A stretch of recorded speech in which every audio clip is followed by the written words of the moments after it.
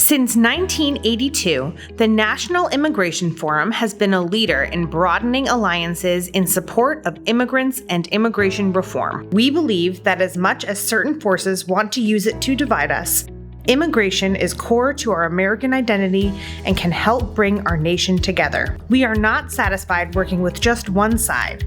We want to meet people where they are, but we don't want to leave them there. Our pioneering efforts in alliance building are now being replicated at the local and regional level around the country. But how did we get here? Rooted in trust and driven by dignity, let's look back at 40 years of the Forum. In 1986, the Immigration Reform and Control Act, or IRCA, was passed, which to this day is the most meaningful reform of our immigration laws since 1952. Its legislation granted legal status to undocumented immigrants in the United States. About 3 million undocumented immigrants applied for legal status under IRCA, and ultimately about 2.8 million received it. The Forum helped push IRCA through Congress, successfully working with representatives of state governments to get Congress to allocate more money to states to pay for English and civics classes. In the 1990s, the National Immigration Forum took on leadership roles in both policy and advocacy. At the time, the Coast Guard regularly surrounded Haiti with vessels and turned back to any refugees who attempted to flee. In 1993, the Forum worked with colleagues, including the National Coalition for Haitian Refugees, to get the new Clinton administration to end the practice. After a change in policy, Haitians were given the opportunity to apply for asylum. But there was still work to be done.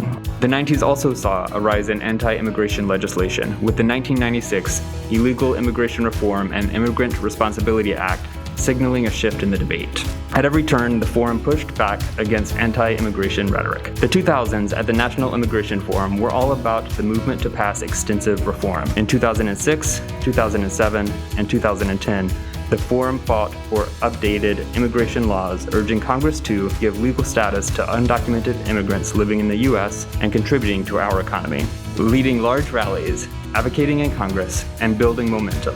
The Forum was there, giving rise to the modern immigrant rights and immigration reform movement. In 2013, the Forum created Bibles, Badges, and Business for Immigration Reform, a network of moderate and conservative faith, law enforcement, business, and other leaders working to establish a new consensus on the value of immigrants and immigration to America. Through the Evangelical Immigration Table and the Law Enforcement Immigration Task Force, in addition to our New American Workforce and English at Work programs, the Forum has provided a space for productive conversation around reforms. In 2017, the Welcome Initiative was launched, focused on giving evangelical women a place to discuss and mobilize around welcoming immigrants and refugees, further expanding the Forum's coalition of immigration advocates to include more faith communities.